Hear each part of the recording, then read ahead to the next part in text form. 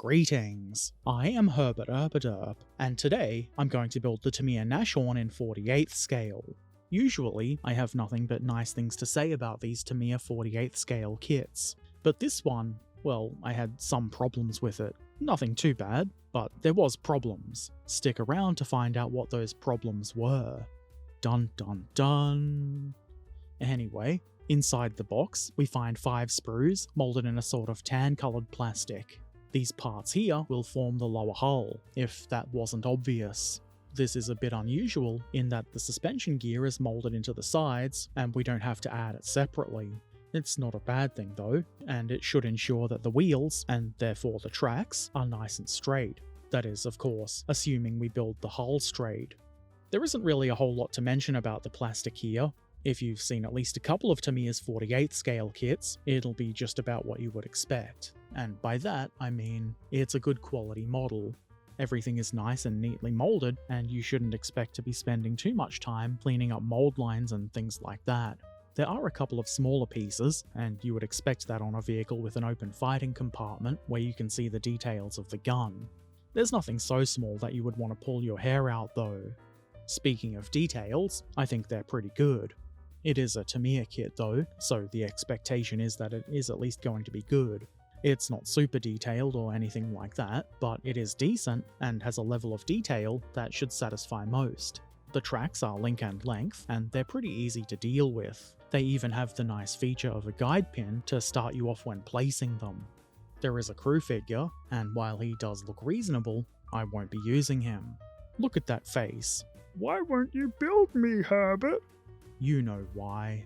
Anyway, it's good plastic as you would expect from Tamiya, and for the most part, it does go together as it should without issue. Polycap enthusiasts won't feel left out with this lovely pair of polycaps. I kept them in their bag until I needed them to maintain their freshness. Tamiya's 48 scale kits often include weights, and this one is no exception. In this case, they're flat bars. You don't have to use them, but they're there if you want them. The decal sheet includes some hearts. You know, for the friendly Nashorns that are all about making love, not war. That's gotta be what those are for. The instructions are pretty much what I would expect from Tamiya. They're in black and white, which isn't very fancy, but it's fine. It works perfectly well. And these ones are in booklet form, complete with staples in the middle, which is my preferred instruction format. The diagrams are nice and clear, and easy to understand and follow. I don't remember there being any errors or particular points of confusion, beyond the standard confusion that old Herbert experiences on the daily. In addition, there's a sheet with some information about the Nashorn and the painting and marking guide. You can obviously paint it however you like, but it is nice to have a suggestion to start off with sometimes. Okay, time to glue some bits of metal together. You probably don't really need to glue the weights together, but I do it to make sure they won't shift and clink together when they're sealed up inside the model and I can't do anything about it. Then, I glue the plastic end parts on, and unsurprisingly, it gets glued onto the whole bottom part like so. Unlike the kits that include the die-cast hulls, this is obviously not an integral weight, so if you don't want to use it, you don't have to. Next, I add the hull sides, but first, there's a couple of nubbins that need to be removed. I'm assuming that this sprue is used in another kit where that nubbin is needed. The hull sides can be glued onto the hull bottom now, which is not at all difficult. And there's keying, so everything should line up nice and neat. Then, this floor part goes into place. You can tell by the way it's got little tabs in the side that it would be rather difficult to get into place with both hull sides on. Once the floor is in position, the other hull side goes on. I don't believe it matters which hull side you put on first, as long as you do put one on first, though I guess you could put the floor on first if you wanted. Either way, the result is a nice, neat-looking lower hull. Into the drive sprocket mounting position, I insert polycaps. Look at that sick polycap action. Ooh. Those get covered up by the final drive casings, and obviously there's one of these on either side of the hull. Also on either side of the hull, there's a little doodad which goes in the spot we removed those nubbins from earlier.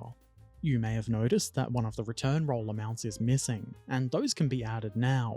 I'm not sure why they're not just molded into the hull, but it's probably for different variants of the hull for different kits.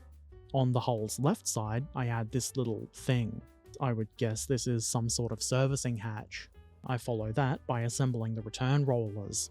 These are made up of 2 pieces, and they go together nice and easy. There are 6 of these regular return rollers, and there should be 8 in total. The whole rear goes on next, and it goes on easily, though it did have a bit of a gap on the right. I'm not sure if that means I put the hull side on wrong or what, but it didn't seem like a huge issue. Next, I add these little hooks to the whole rear. Something I liked about these is that the keying is different for either side, which obviously is to prevent the parts from going on upside down. If for some reason you do want to put them on upside down, you'll have to put in some extra work. I then glue the return rollers into place. There's very little play in the parts, so you shouldn't have to do too much nudging or kajiggering, if any. There is one return roller mount that is visibly different, so the 6 wheels we've already assembled go onto all of the other mounts. This is the return roller for those other mounts. They go together pretty much the same way as the other rollers, and they're just as easy to install. As you can probably see, it's keyed, so the guide pin on top of the wheel will be in the correct position, unless you happen to clip that off. You shouldn't clip that part off. It's going to make installing the tracks much easier. Before we install tracks though, it's probably not the worst idea to have the road wheels in place. Sticking these together is a very simple process, and you should end up with 16 of them. I've got 18. It's not because I don't know what I'm doing, I did this on purpose. 2 of them are spares, which the instructions tell us to assemble later, but they're exactly the same as the regular road wheels, so I figured, why not do them all in one go? Installing the road wheels is nice and simple. Like the return rollers, there isn't much play to them, so it's really easy to get them on nice and straight. And here are the 2 leftovers. There's nowhere to put them yet, so make sure not to lose them. Next, I assemble the drive sprocket. These parts are shaped so it's next to impossible to do this wrong. You could, but you'll have to put in some effort.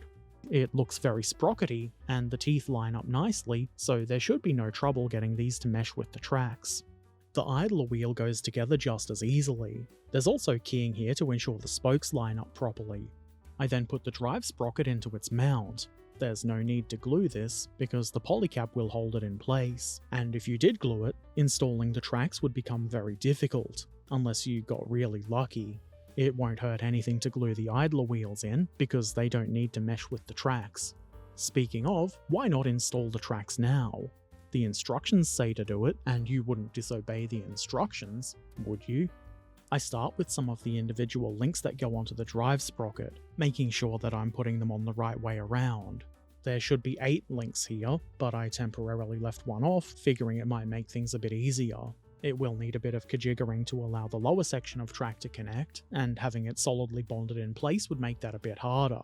I then place the upper run of tracks, and they're very helpfully guided into position by the pins on the return roller. What a good design choice. It's definitely something I wish more models had. As you can see, I've joined the upper run of tracks to those on the drive sprocket, and you can also see how helpful having a moving drive sprocket can be. I follow that, obviously, by adding the rest of the tracks. It's not difficult, as long as you're using the correct parts in the right places, and not trying to put them on upside down or backwards or anything like that.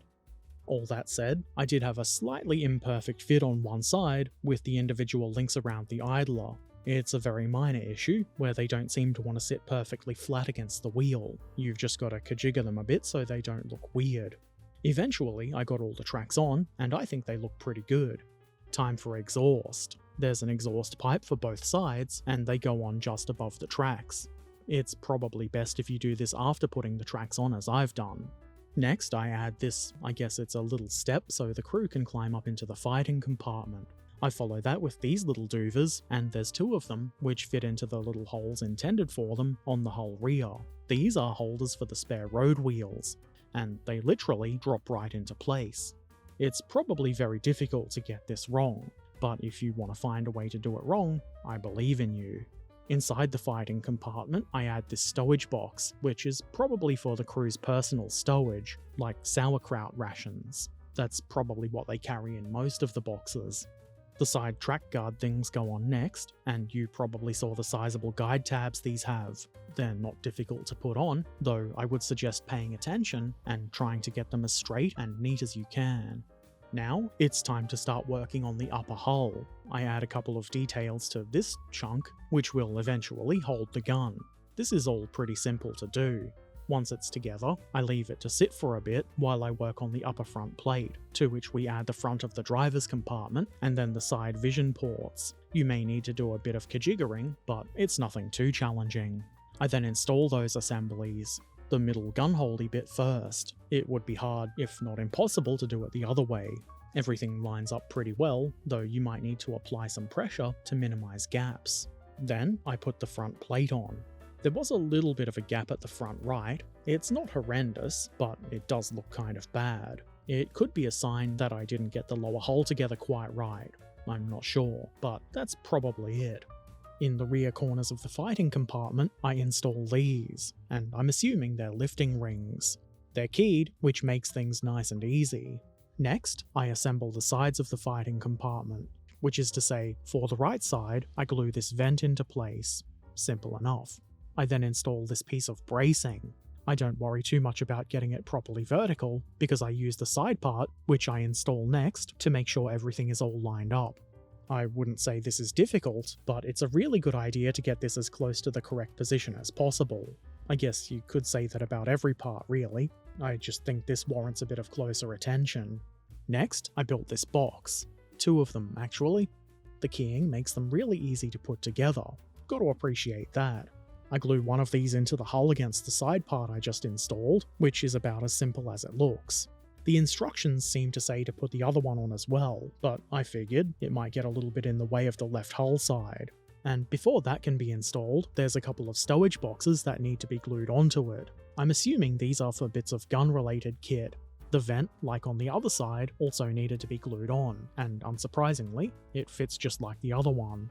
Installing the side part is pretty much exactly the same as on the right side. Once it's in place, I add the second bigger box. Looking good so far. Next, I build the rear of the fighting compartment. This plate holds 2 doors, which go into place easily.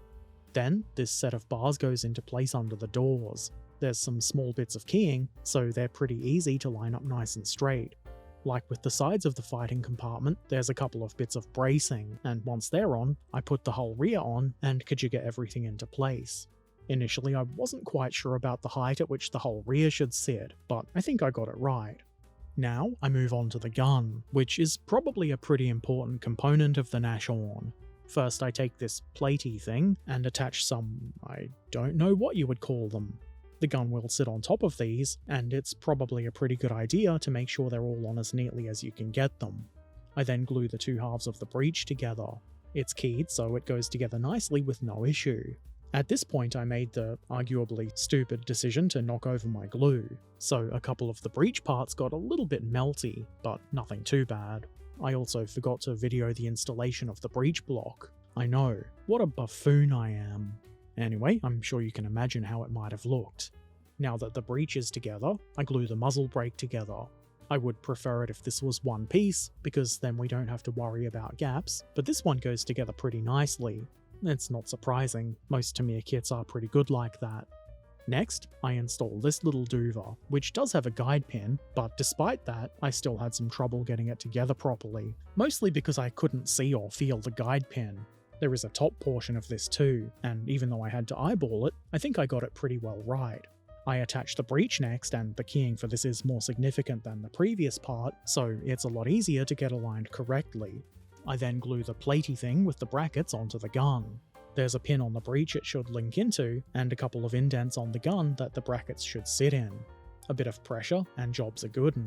The 2 halves of this thing go together fairly easily, though you could easily apply too much pressure and push the upper parts too close together, so be careful of that. Into the 2 mounting holes here, I add this other thing. On the underside, I add this little plate thing that hangs down at a 90-degree angle. There's also an end part that, for whatever reason, I didn't film myself adding.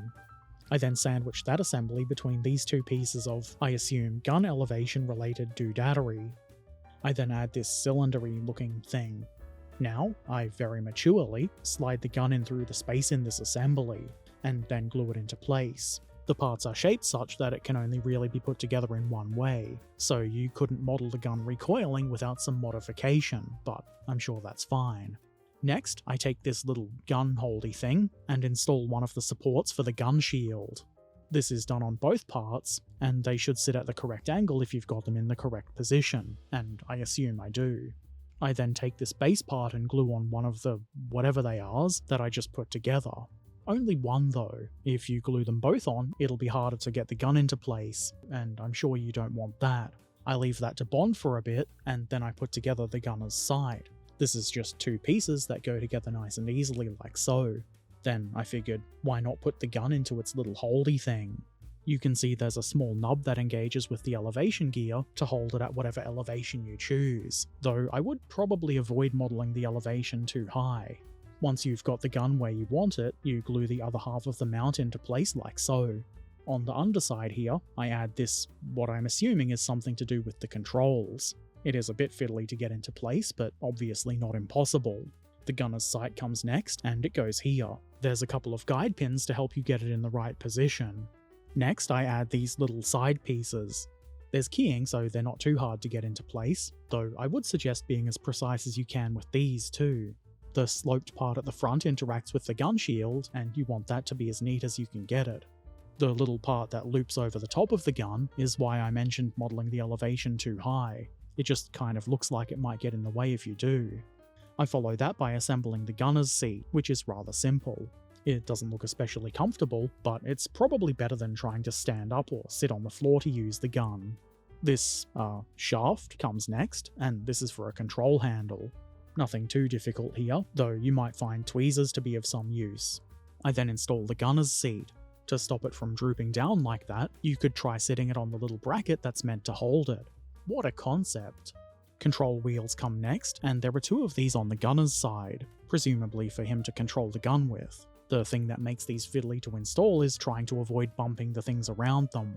The third wheel goes on the right side of the gun, where there's a bit less surrounding it, so it's a bit easier to put that one on with your fingers. Next, we've got these little brackets, which support the gun shield. There are two connection points for these, and it's relatively easy to get them on. They are fairly thin parts, so be careful not to break them. Then on the front of the, I assume it's a recuperator cylinder, I add this little bit of shield. There's keying the same shape as the front of the cylinder on the inside of the plate, which makes things nice and simple. I then tried to attach the gun shield. In theory, this is really simple. I don't know what the problem really was, but I had a devil of a time with it. It might have just been my imagination, and it is hard to see in the video, but the gun shield part seemed to be a little warped. If you saw the build stream, you'll know how much nudging and fiddling this took, and that was only the beginning of the trouble I had with this part of the model. It doesn't actually look too bad at this point. In fact, I would say it looks quite good. Anyway, moving on. At the rear of the fighting compartment, I add these little, I guess they're pieces of bracing, and this is pretty simple. And then, I assemble the front of the fighting compartment. There are two little bits that go on either side of the main plate here, and the guide pins for these are tiny, but they are functional enough. Things seem to be going okay when I installed that front part, and you do have to have the gun assembly in place before installing that. I figured it made sense to glue either side of the front plate part on separately, and the right side went on pretty well. The trouble was that I couldn't get the gun and its shield to sit in place properly. It really wanted to sit high and leave a gap between the shield and the front plate. I arsed about with it for quite a while, and at one point applied a bit too much pressure, causing one of the inner support parts to break. I couldn't glue it back together properly, so I cut it so it would fit a bit better. It looks awful, but it did kind of fit. I had to mess around with the upper shield support as well. The way I eliminated the gap between the shield and the front plate part was just by adding glue and applying pressure from the inside. It was really annoying, and it was kind of surprising for a Tamiya kit to offer up so much resistance to going together neatly. The result is a rather messy looking area on the right part of the gun shield, and you'll be able to see that later. Eventually I moved on and put the jack together. The two parts for the handle and the little gear housing for the handle go together easily. I set that assembly aside and glue the headlamp together. This is pretty simple, it's just the blackout cover glued onto the body. I then install the towing cable. It feels like it's been a while since I successfully installed a towing cable. Next, I install the larger platey part on the jack, and then why not put the jack in place? I'm sure you'll agree that it looks very jack. The headlamp goes on next, and there's a pretty obvious mounting for it, so that's where I put it. On the front right, I install this little antenna mount. It is small, but not too difficult to get into place. Then, right in front of it, I add this box. I would suggest, and it's probably pretty obvious, that it's a bit easier to put the antenna on before the box.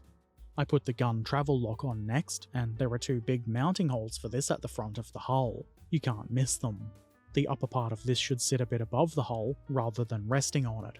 The final touch is a set of spare track links that go across the lower front hull. There's a couple of nubbins on either side that guide this, and it's quite easy to do if you put this on the right way up. It's probably also pretty easy to do it the wrong way up, but just don't. That's it. The 48th scale Nashorn from Tamiya is now completed, and while I'm pretty annoyed about the difficulty and bad result around the right side of the gun shield, I'm still pretty happy with the result. It shouldn't be that hard to clean up or maybe cover up the mess around the shield, so it's not the end of the world. I think maybe a small rag or something hung over the broken lower gun shield support would be a good idea too. That does look like somewhere you might absent-mindedly toss a rag.